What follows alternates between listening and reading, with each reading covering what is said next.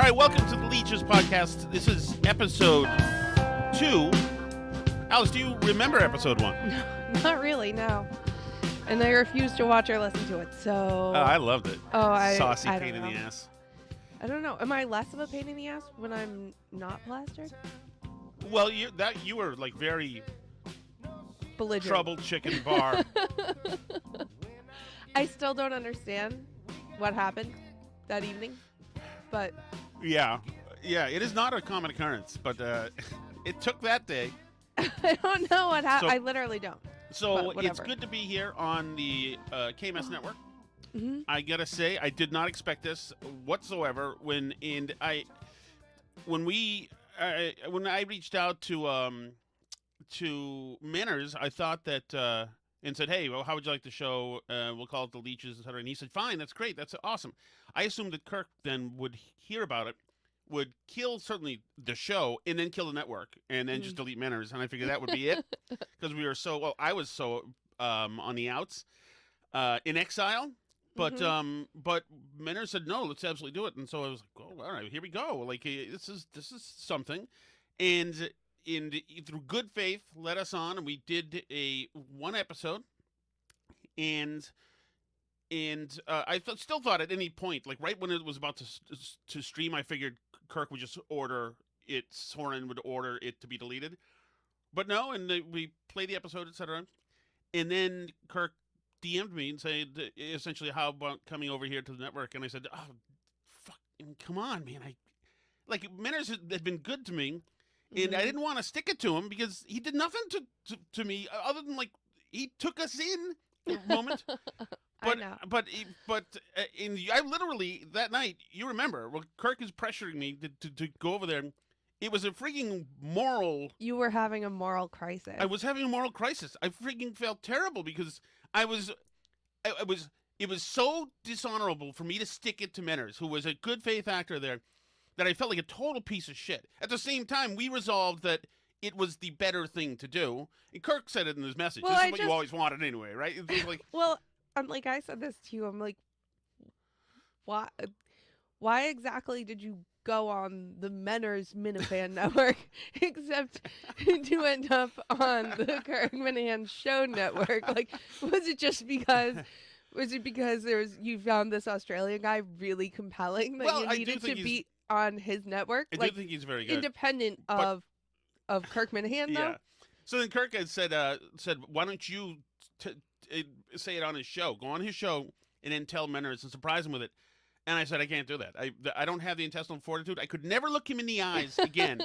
It was so fucking disgraceful and pathetic of me to do that. So Kirk went on the show and told him, but I am like, if he you comes, covered yourself in glory. Oh no, I'm in disgrace. I'm thrilled to be here, but I just had it was very tough. I don't know. Maybe there's so much infighting with the Minifans, etc., that maybe they've all like just duked it out by now. But it was a challenge to do it. I feel terrible if he comes stateside, Alice, on a boat, or however he gets here. I'm gonna have trouble looking him in the eye. You're gonna have to sleep with him. I think. I'm not gonna. You are gonna have to sleep with No, him. I I'm think not. it's international law. Yes, you have to. Whatever it takes, whatever you want, Manners. You give me your list of demands, so that I might be forgiven for my betrayal. But I'm thrilled to be at the network, the Kirk Minahan Show Network. We're thrilled to be here. I love Drips in the Office. I love John from Scranton. Steve from Gloucester. Oh, of course, Steve from Gloucester. Oh, the my goodness. Consistency Podcast. Consistency Podcast. We do watch Mike and the Minifans, BA, and everybody. Oh, those guys are great. Yes. Those guys are great. Yeah, believe me. I'm not going to get into... We're obviously a Danny and Bill Ricca family. Oh, yeah, he's great, too. And he's coming back. Robbie V. I didn't really know about Robbie You V. don't even keep track of who anybody is. How do you... I know more. I have to fill you in on stuff all the time. He is very good, Robbie V. Oh, and Beyond Average Mick, who I think is the most like Kirk of any of them. He's not quite... Well, I think that he's... In what sense? I think that he's volatile. I think that he's smart. I think he's a good broadcaster. Oh, that was the other thing that you didn't put on your list, was his Cancun girlfriend woes. We have to hit that today. Yeah, we can hit it right now, as a matter of fact. So Mick said yesterday that his girlfriend's parents, girlfriend of 7 years. That's a long time. Girlfriend's parents don't like him. Nobody should be a girlfriend for 7 years. You should just get married. I don't even know if Nick's 30, but yeah, no, I would have. Yeah, no, but No, Ina May Gaskin, who's a big hippie. She wrote like all the books on midwifing and stuff. Big hippie, lived on communes. She made a rule at her communes because all the free love people were being difficult that if you're sleeping together, you're engaged, and if you're pregnant, you're married. End of discussion. ooh, I like that. I mean, if the hippies can do it, This is we can do it. my feeling Mhm. about the Mick thing. So, his girlfriend and the family are going to Cancun, and Yes. some other family will be there, and maybe some single people. Who knows?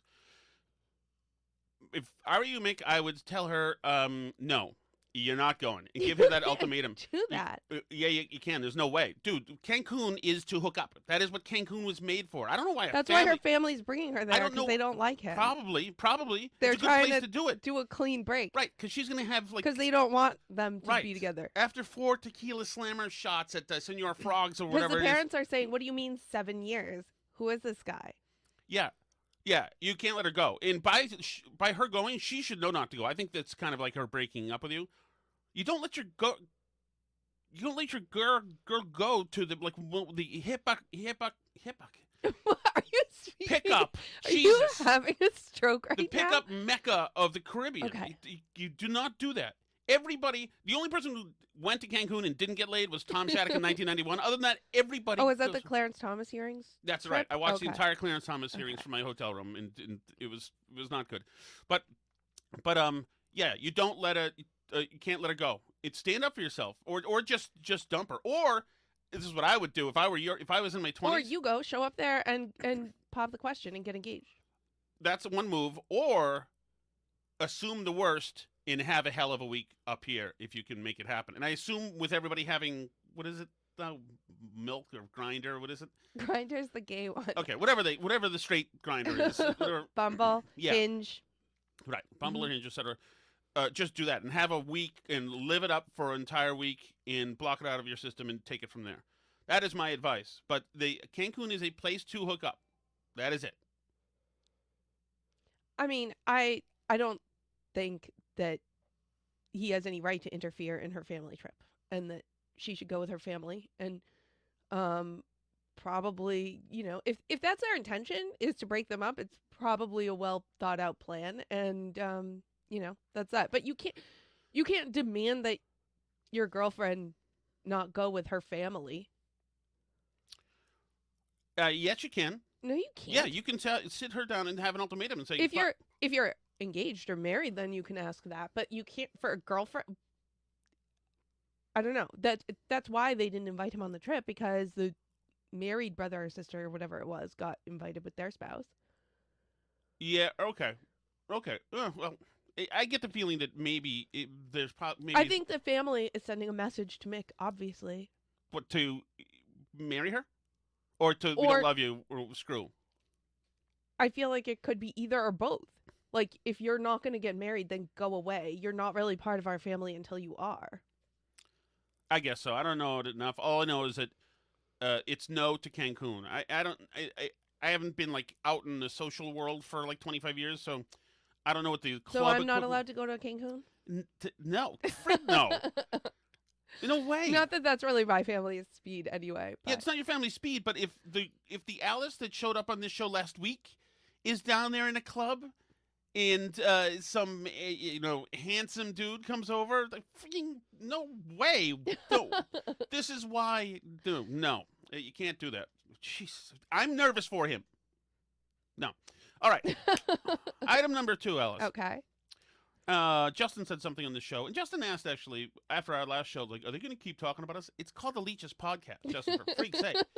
I mean, what do you think? It's literally the show concept. Yeah, the show concept is stuff in and around the show. I have like another show for politics and another one for food, but this is the KMS network show. Justin said something that you would have never heard said by anybody in my age. Nobody in my age has Not ever even anybody my age. said this. really. This is Mike Geary asking Justin a question and Justin's response. Are you a Jar Jar Binks fan? Justin? Yeah. Yeah. Oh yeah. You are a Jar Jar Binks fan. Oh yeah. Growing up, I loved him. Were you part of the? Oh yeah, like nobody would ever say that. Who's a Gen Xer? Like Jar Jar Binks, fucking sucks. He ruined that movie, which was also ruined by CGI and all sorts of other fancy shit. He ruined that movie. They should have when they were driving around. Who's the actor who's in that? The Hayden Scottish actor? Christensen? No, the Scottish one. Oh, yeah, I know who you mean. Rory McIlroy, Don't whatever. Stop. It'll come to me eventually. I know, Just I know. Keep Same. going. I'm old now. I used to know. But when Jar Jar was in the back seat, and we were going, they should have gone and just had his head lopped off and rolled down, and never hear from him again. It's an absolute abomination. Something happened to Lucas and his associates, Ewan McGregor, that made him get so soft as shit. So you saw this transformation happening with R2 to the Ewoks, and then 20, 30 years yeah, later, the whatever it was, Ewoks were kind of the beginning of that. yes, in 30 years later, now actually- everything's an Ewok, and so that is just absolute. Well, and rubbish. actually, the Christmas special, obviously, which Lucas was so embarrassed about and tried to bury, and then, turned every movie that came out then into the Christmas special, basically. Yeah, but he didn't make that, did he? Or did he? I mean, I think he was involved in it. I'm pretty sure. Anyway, I'm pretty aware of this because I'm obviously not of the original Star Wars generation, but I'm of the generation that we saw the special editions come out in the 90s. Yep. Pre the prequels, right? So they kind of, and the purists, so my probably best friend in high school was like an insane Star Wars fan, like crazy Star Wars fan, like read all the comics, all the New Republic stuff, Jedi Order. Right, I remember her talking about the canon. All the books, all the comic books, canon, like she dresses up as like weird characters from the comic books that I don't even know what they are. She goes to all the conventions. She's a cosplayer. Yes, she's a cosplayer. Fairly attractive cosplayer, I think it could be said. Yes, I think she's very attractive. But growing up, like she was way into this. She was so excited. They were finally coming out with new Star Wars movies. First of all, she felt that the special editions ruined the original movies. Because she grew up on How like the dare they do VHS that? tapes of the original movies. How dare they? When Greedo shoots first, like how dare you pull this crap? But hopes were raised like multiple times by this whole thing. So, Phantom Menace came out. That was not awesome. But and we hated Jar Jar Binks, obviously, because he was terrible. I mean, why are you sticking that moron in with Liam Neeson and Ewan McGregor? Not Ewan McGregor, another Scott. What's his name? Yeah, no, that's it. Oh, okay. I Ewan thought that was the McGregor. MMA guy. Oh, okay. That's Conor McGregor. Okay. Okay. It's probably... I'm like, wait, really? So then the second one was going to come out, and there was so much hype around it. So the first one was terrible, but we kind of moved past that because then the second one was coming out, and this now had Natalie Portman and Hayden Christensen, and he was... No, they were in the Phantom Menace. No, Hayden Christensen was not, because he was played by the little blonde kid in that one. Oh, okay. He never gets older till the second one. Okay. No, he's only older in the second one. So they've been apart for and haven't seen each other Yeah. for years then. So now it's like, okay, now they're going to have great chemistry and they're going to get into all this Darth Vader backstory and this is going to be amazing and all this stuff. And she was counting down the days until Attack of the Clones. We saw it together at the theater at midnight, whatever. And it was so bad. Yeah. Attack of the Clones was so bad. Also, Hayden Christensen was terrible and wooden. The dialogue was terrible. The I hate sand stuff and it was awful. But anyway, she rallied, got excited for the Revenge of the Sith, and her prom dress she wore was a copy of the Amidala gown, the rainbow one, and. So she got back excited and then was disappointed again. So now they're a race because she was convinced that Lucasfilm would understand the mistake they had made with Jar Jar. Right. And that they would rectify it. And not only would they not make Jar Jar into a popular thing, but that she was certain by the time Revenge of the Sith came out, that they were going to kill off Jar Jar in a gruesome, horrible way to Yes. make it up to the fans who had put up with this creature for 2 whole movies. And she was like so short, and then it didn't happen. She's still into Star Wars, but I'm not going to pretend that she was not disappointed by that. She was disappointed by the Han Solo movie. Oh, it's all shit. I mean, it's like- all this stuff is crap. She liked Rogue One. And by the way, obviously, like George Lucas set that actor up to be destroyed for life. Yeah, so he thought he was going to be like a new iconic Right. guy. Like and like Lando, but he like no. never worked again. No, people hate him. As a matter of fact, that same your friend who's a cosplayer, Mhm. does the Slave Leia stuff and all that stuff. She's talked to me about being at Comic-Cons where the people are beating up on the Jar Jar cosplayers. Like beating up or piling on them, like bullying, Mhm. like vicious. So that got me looking into more of the Comic-Con stuff, like the meanness of Comic-Con. And I didn't realize that Comic-Con is extremely rapey. Extremely. I get the feeling that you've got a lot of dudes. I mean, there's a salon. well, they go to a lot of effort to try and not make it that way. Well, I know, but you've got a lot of dudes who are not getting a lot of action, who are high on Diet Coke and probably their first beer. And Oh, come on, that's a stereotype. well, yeah, I know, but it's an accurate There's- one. And so I think I'm not saying they all are like that. I'm just saying that you've got a lot of people like that, and they're seeing chicks dressed as busty superhero Avenger chicks and Slave Leia. I don't know. I think that's a stereotype. It's not at all. I've got the receipts, as you say, Alice, right Okay. here. It's cosplay women of Comic-Con talking about the harassment. The 16-year-old boy thought it was okay to just swipe my butt. Oh, I know who this character is, and I could just say Harley Quinn and just touch this girl. So this was a staff member at the convention, and I said, you need to check my weapon. And he looked at my breasts and said, I think I'd get in trouble if I checked those weapons. Some of them will follow you through the con too and bother you. Guys will literally stop their cars, slow down their cars to catcall you, to stare at you. All of a sudden their arm is around you or like on your butt. People who try and, oh, let me slap your ass. And I'm like, no, you can't do that. I've had people like ask to slap my ass. And I'm like, are you kidding me? Like, you can't Oh, just that's asking for permission, right? I guess. How are you supposed to do it? I mean, in a sense, first of all, I want the record to show that in the comments here, there are a bunch of men commenting who say that a lot of these girls, like teams of Slave Leias, are harassing guys they find attractive too, and all over them. So, I mean, there's a lot of, precious hothouse flower stuff happening here. But I do think that you got a lot of dudes, many on the spectrum, and many not knowing, the social rules, and seeing a pretty girl who's willing to That's take a picture. not totally true, though. I've met my friends, costuming friends, and they're like, and people who do like 501st Legion and like serious costume, and a lot of them are very serious people, like do costume design in understand, movies Alice, but- also, and like But are a very nerd talented. dressed up, like a 21-year-old nerd dressed up as a Wookiee for 8 hours is a tough one. ask your girl, hey, can I grab you? Like, it doesn't work that way. If you ignore them, they just get like really nasty about it. You get so many people asking you for a picture.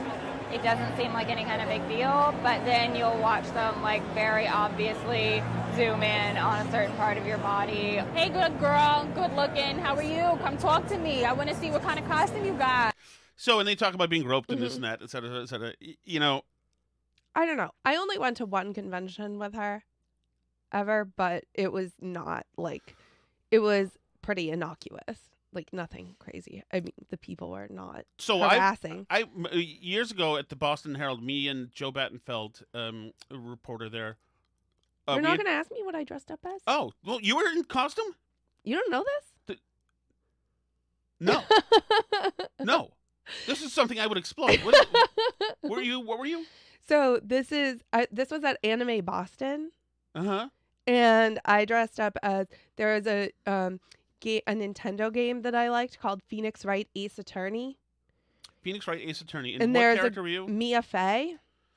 How am I If spelling you that? Google that, it's a game where you play MIAFAY. It's a Mia F-E-Y, Fey. I think. FA, or is it? Yeah. Okay. Shows what I remember. Anyway, I dressed up as that character. Why haven't I not seen this?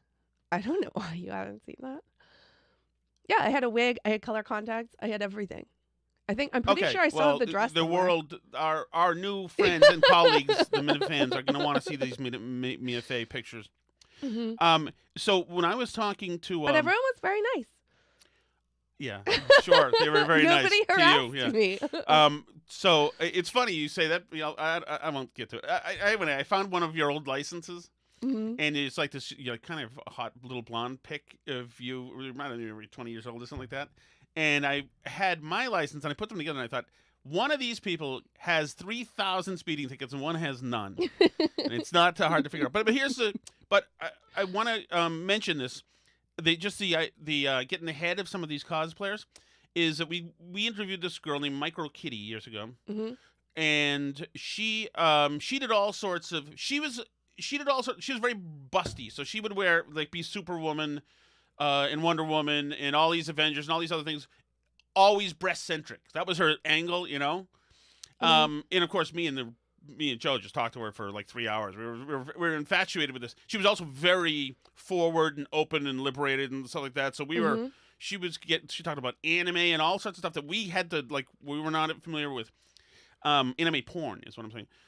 But I just reached out to her a few days ago after after Justin had said this about Jar Jar, to see if she would join us and as a guest, and she said no, she doesn't do that anymore. She's retired, and I think that's interesting that she says she's retired. Now she always had a full-time job like at JCPenney or something, but she considers her cosplay thing her real passion that now she's retired from.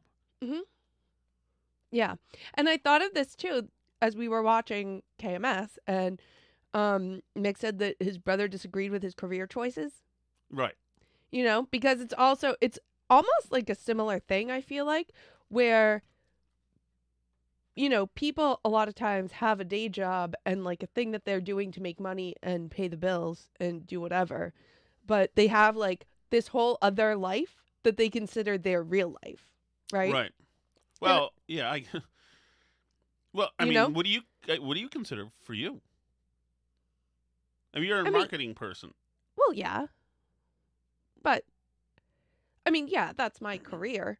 Right. I guess if I had to consider like my real life, like it's probably like being a mom and like family stuff. Yeah, okay. Compared to other things. But I mean, like I know for you prefer like the podcast and that stuff over like your day job probably. Well, I mean, I happen to have a make pretend day job. Like I'm yeah, it's also a fake for job. the time being. I'm a radio host. Who knows? You could be retired soon. Yes, no, absolutely. But it's interesting that you say that, because when Kirk has these events, hundreds or thousands of people show up. Mm-hmm. These minifans, Mike and the minifans, like those guys are celebrities. Certainly Minifans. amongst that crowd. What did I say? Minifans. Did I say minifans? Oh, minifans. They're celebrities.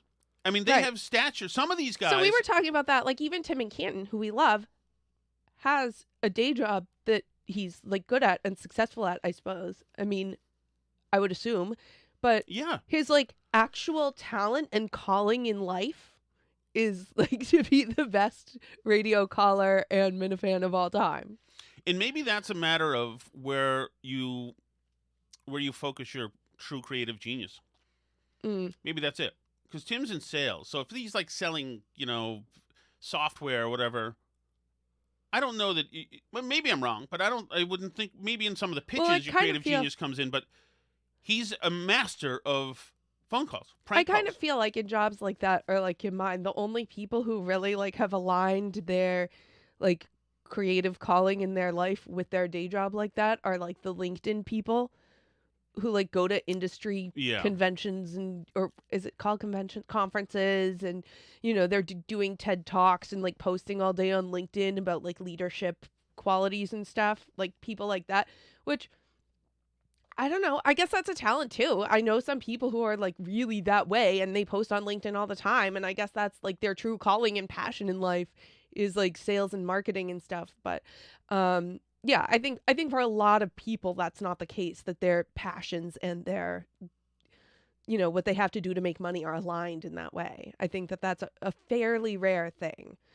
I think that most people are like not hugely excited about stuff like that. You know what I mean? Like I've been asked in job interviews, like, what do you love about email marketing? What makes you passionate about it? And I was like, Oh, what doesn't? I mean, It's the subject line. it's the ROI, Oof. the point in the customer journey that really compels me. Ugh. Am I gonna have to go in the real world soon? Get a real world I think job? you'll be on like DoorDash. I don't foresee you in like the conference room. I would love So- DoorDash. I would love to say, I want to do the one where you shop for people. Instacart. Instacart. Mm-hmm. Exactly. Exactly. I think that would be an absolute blast. Just to be able to drive around, like I told you before. Back when I was serving subs and pizzas to that guy who was gay in Clarksville, Tennessee, Mm-hmm. that was a great job. I drove sometimes for 45 minutes to deliver stuff because there would be farms. You have to be on the army base somewhere. It was like just absolutely fantastic way to live. But you know, imagine the KMS universe. Imagine it grew so big that all these guys and girls, I guess there's about 7 of those. I mean, who are minifans, could actually make a living. You know, under the umbrella KMS universe. Kirk could do his own barstool. Yeah, I said this last night. Actually, you're stealing my idea. Oh, really? I was like, imagine the Sounded whole familiar, Kirk Minahan as I said network. Imagine the whole Kirk Minahan network turns into like a rival, weird, upside down world barstool, just like stranger people in it. Yeah.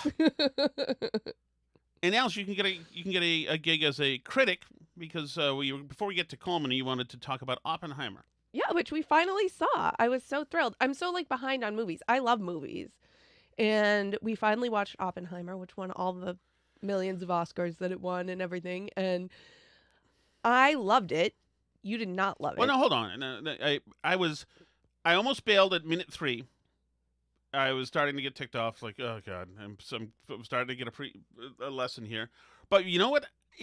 I acknowledge that it's well acted, it's dramatic, it's shot beautifully, there's good dialogue, etc. I acknowledge all that stuff. At the same time, it's a lot of work, man. It reminds me of in the 80s, like when the Thornbirds came out, which you don't remember, but Nope. it was a miniseries starring who started? Was Richard Hamilton? Who's the guy? Small guy. I have no idea what that's. Gay. Doesn't matter. I don't know. He was in Shogun too, but it was I like saw that. right. Okay, so. And it's like it was just a lot of work. It's very dramatic. It was this kind of movie where back then me and my brother made any noise during it. My mother would yell at us because she was way into it. And Oppenheimer's the same way. It takes itself very seriously. It's like I don't know. I just liked it because, well, first of all, and I said this when we watched Priscilla too, which I also loved. that was great. I love movies where people are playing like actual people, Yeah. so that Mhm. you know. I don't know what it is about that. I guess that's a lot of movies, but I think that it's fun to then like look up and learn more about the people and read about them and all this, and like where they have to do real things that really happened. Like, and it can be almost any genre. Like, I also love the Fox News Bombshell movie about that was great. the harassment Oh, I stuff. love Like, that. I love when That should be people a have to TV play series. real people, and it just kind of makes it more fun. And especially for me as like a math and science nerd, this was really great because it was like all my friends were in it, kind of.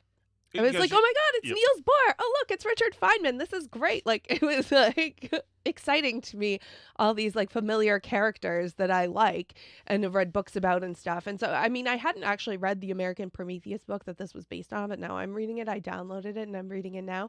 But yeah, I really enjoyed it for like a lot of those reasons, and I found it very, I mean, I guess maybe fun is the wrong word because it's like a very serious movie, but I liked it like that because I had read a bunch about this and knew a bunch about this from like other sources and books and kind of the characters and like what their different contributions were and the science of it. And so I really liked watching it, and I stayed up after you went to bed like Yeah.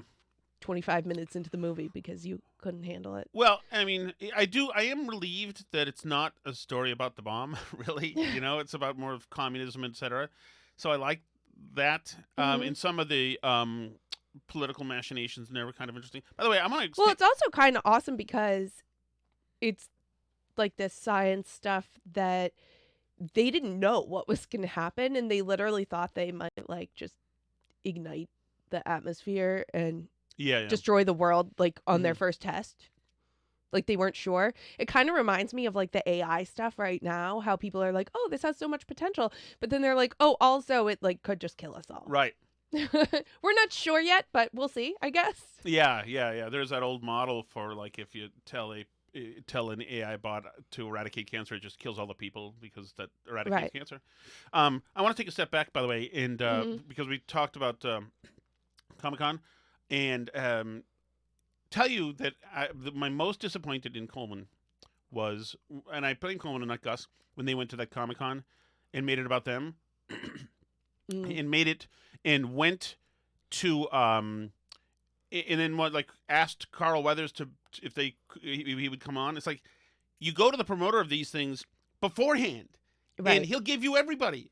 Like when I was at the Herald, there was a convention center next to us, so we got everybody. These promoters want this stuff, want these stories told everywhere. They will get you everybody. And Kirk would have had so many good guests from the 80s, weird guests and all sorts of things. We had so many great ones. We had the Greatest American Hero guy. We had what was his name? The guy who played Face in I can't remember right now, of course, but the guy who played Benedict. Benedict. Anyway, the guy who played Face in A-Team. Kirk would know this. What was Benedict's name? Anyway, that's how you do it. You go through them before. So they went afterwards, and they're like, "Hey, will you come on sometime?" No, these guys are getting paid, by these promoters, etc. Use them. They've got communication staff. They've got the PR people there. Use them. But neither of them were really ever producers, so they don't know how to do that stuff, which is absolutely, absolutely unforgivable. Absolutely unforgivable. But back to Coleman, Alice. He said something in a recent show that blew me away. They're talking about strip joints and going to strip joints, etc. And Coleman said something that never, ever, ever, no straight man has ever said about the strip joint experience. Two things here. Here's number one. Sometimes you get a whiff. Membership? It's awful. A whiff of what? Just like they do a little boot clap drop, and you get. First of all, the fact that he's got a term for the dance move. He knows the dance move. Okay. You get a vaginal whiff? Yeah. Really? Oh, they'll keep it clean? It's not great. I mean, I assume some of them do. Where are you going? What is this? Yeah, I'd say more literally here, like Glass Slipper, Boston. When are you there? College. That is like the 40-year-old virgin guy talking about sandbags. It's like nobody would say that. No, they're specifically perfumed to high heaven. All of these ladies. There's no whiff happening. Those aren't the words of somebody observing a naked female. Those are the words of somebody repulsed by the naked female. They smell famously like perfume. The whole place smells like perfume. The whole place would go up in a second if somebody lit a cigarette. Here's the second one, which just, once again. It's a sexual place, I would say. Yeah, sure. It's kind of sad. I agree. Like the clientele. What do you say, Justin? Some of these guys. You don't leave? You don't get an erection while you're No, when Coleman sees It's kind of sad, the clientele, when you look at some of these guys. Just look at the stage, Coleman. Look at the stage. naked woman. No, I'm just hot naked woman. He's not getting an erection. No, I like watching them dance and everything, but anything. I like this. No, but that might be the biggest. I like the performance. I do. Guys, she's a hell of a dancer. Oh, God. Where did she learn that? I like the show. Wow. Yeah. Jeez. Yeah. Oh, does she have breasts? I didn't even know that. I'm just. Well, they do. It's just good watching her perform. Oh, they do. He also said he likes throwing them money. Yeah. Performance. Oh, they do. Fellas? These guys are all blasted. Coleman's got Shirley Temple. Wow. Play that song again. That's not like a guy with fantastic dance moves. It reminds me of, and I guess Coleman will do whatever he needs to do on his own timeline. You mentioned yesterday. You said maybe that reality may not be something he's comfortable with. Maybe whatever. It's fine. And he doesn't want to. He doesn't have to like he doesn't women. have to do anything. But it's like it's 2024. It's good to be gay in 2024. It is.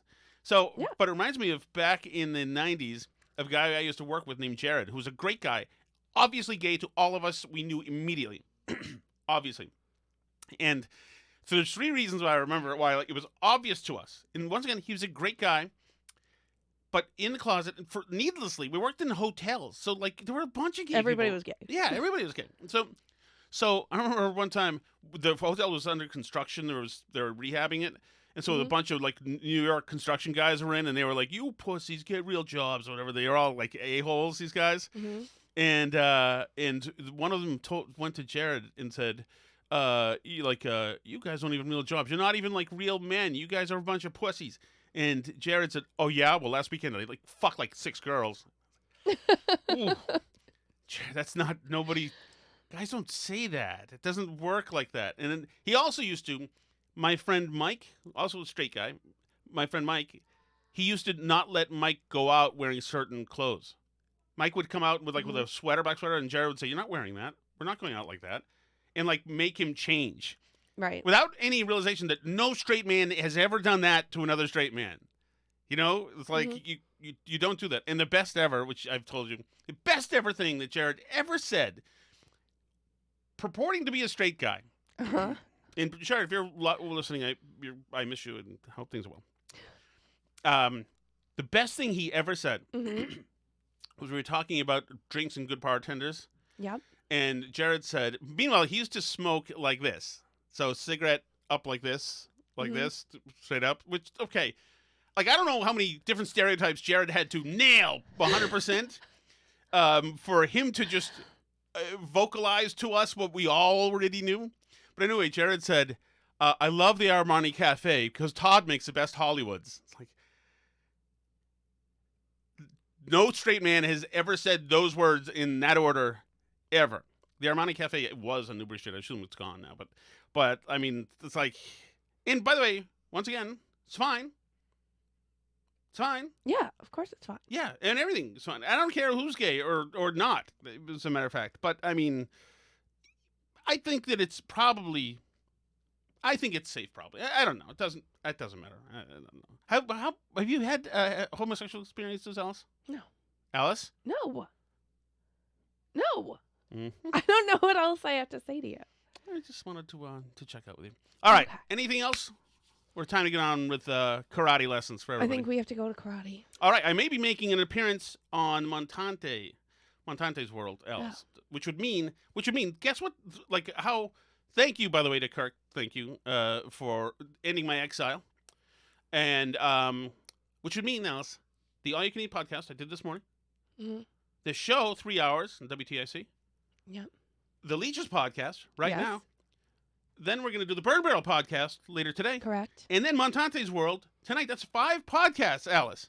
In one day. Be impressed. Wow.